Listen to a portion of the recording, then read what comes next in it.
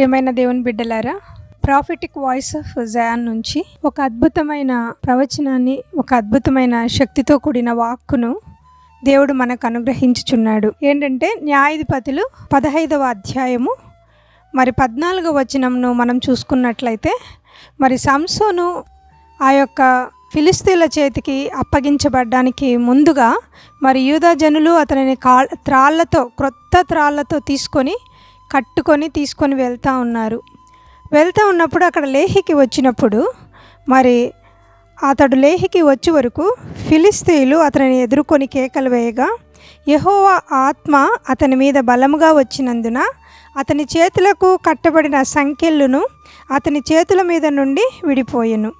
కాబట్టి అలాగే అతనికి కట్టబడినటువంటి తాళ్ళు జనపనారలాగా ఇట్లా తెగిపోవడం జరిగింది. కాబట్టి దేవుని ఆత్మ ఎక్కడుంటుందో అక్కడ సంకెళ్ళు తెగిపోవడము, అలాగే ఏవైతే కట్లు సైతాను వేసిన, శత్రువు వేసిన, చెరపట్టబడి ఉన్న దేవుని యొక్క ఆత్మ మన మీద పనిచేసినప్పుడు ఆ యొక్క కృప ద్వారా మన యొక్క త్రాళ్ళు, సంకెళ్ళు, జీవితంలో మనం అనుభవిస్తున్న బానిసత్వము తెంచివేయబడుతుంది.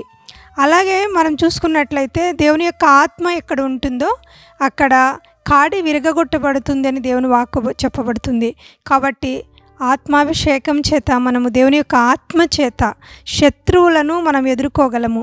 మనకు శత్రువు కట్టిన తాళ్ళు దేవుని యొక్క శక్తి మన మీదకి వచ్చినప్పుడు అవి విడిపోతాయి. కాబట్టి ఎవరైతే ఈ సంఖ్యల ద్వారా, బంధకాల ద్వారా బాధించబడుతున్నారో, అలాగే దయ్యముల ద్వారా, దురాత్మల ద్వారా బంధింపబడి ఉన్నారో, వాళ్ళు దేవునికి మొరపెట్టినప్పుడు ఆత్మ అభిషేకం ద్వారా మనకి సంపూర్ణమైన విడుదల కలిగి మన సంఖ్యలు విడిపోతాయని చెప్పుతూ మీ కొరకు ప్రార్థిస్తున్నాను. దేవుని నామానికి మహిమ కలుగును గాక.